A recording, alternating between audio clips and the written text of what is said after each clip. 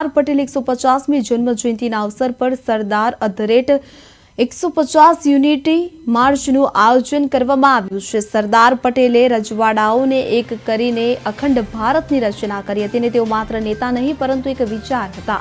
આ યાદીમાં પ્રધાનમંત્રી નરેન્દ્ર મોદીએ પણ તેમને યોગ્ય સ્તરના સન્માન માટે પ્રયત્નો કર્યા છે। ગાંધીનગર જિલ્લા ભાજપ દ્વારા માણસા, કલોલ, દહેગામ અને ગાંધીનગર વિધાનસભા ક્ષેત્રમાં 16 થી 20 નવેમ્બર સુધી 8 થી 10 કિલોમીટરની પદયાત્રા યોજવામાં આવશે। સરદાર પટેલ કોઈ એક વ્યક્તિ માટે નહીં પરંતુ સૌ માટે પ્રેરણા હતા।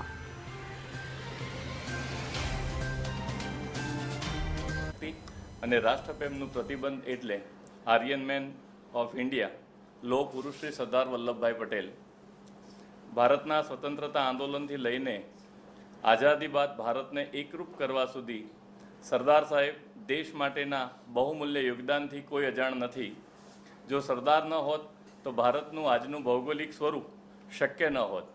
ભારતને અખંડ, મજબૂત અને એકતાસભર રાષ્ટ્ર બનાવવા માટે સરદારની ભૂમિકા દેશ ક્યારેય નહીં ભૂલે। તેઓએ લોકહિત અને રાષ્ટ્રહિતને હંમેશા સત્તા અને સ્વાર્થથી ઉપર સ્થાન આપ્યું છે। પ્રધાનમંત્રી શ્રી નરેન્દ્રભાઈ મોદીના વિઝનથી ગુજરાતની પવિત્ર ધરા પર આકાર પામેલ સરદાર સાહેબની વિશ્વની સૌથી ઊંચી પ્રતિમા અનેક વર્ષો સુધી સરદારના વિશાળકાય વ્યક્તિત્વની સમગ્ર વિશ્વને સતત અનુભૂતિ કરાવતી રહેશે। સરદાર પટેલ સાહેબની એક ભારત શ્રેષ્ઠ ભારતની સંકલ્પનાને વળગી રહી પ્રધાનમંત્રી શ્રી નરેન્દ્રભાઈ મોદીના નેતૃત્વમાં ભારતીય જનતા પાર્ટી રાષ્ટ્રહિતમાં અવિરતપણે કાર્યરત છે। આજે દેશનો યુવાન દેશની એકતા અને સાર્વભૌમત્વ માટે સંવેદનશીલ બન્યો છે।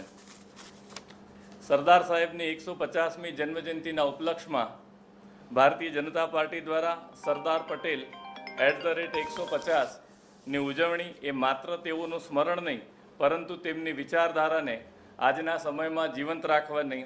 મિત્રો, આ વર્ષે આપણે ભારતના લોહ પુરુષ સરદાર વલ્લભભાઈ પટેલની 150મી જન્મજયંતિનું વર્ષ ઉજવી રહ્યા છીએ। 31 ઓક્ટોબર 1875ના રોજ નડિયાદમાં જન્મેલા સરદાર પટેલે સ્વતંત્રતા પછીના અતિ કઠિન સમયગાળામાં દેશના રજવાડાઓને એક સાથે જોડીને અખંડ ભારતની રચના કરી।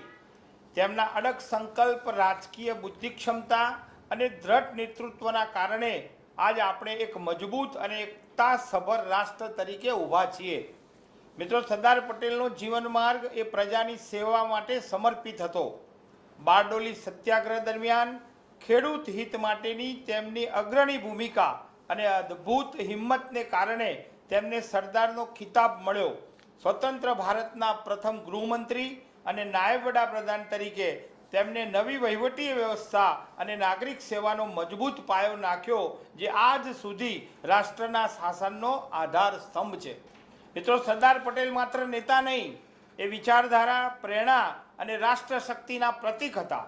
તેમના એક ભારત શ્રેષ્ઠ ભારત આ સ્વપ્નને આજનું ભારત એ આપણે એમની એકતા, અનુશાસન અને દેશ પ્રેમની ભાવનાને જીવનમાં ઉતારવી એ જ તેમના પ્રત્યેની સાચી શ્રદ્ધાંજલિ।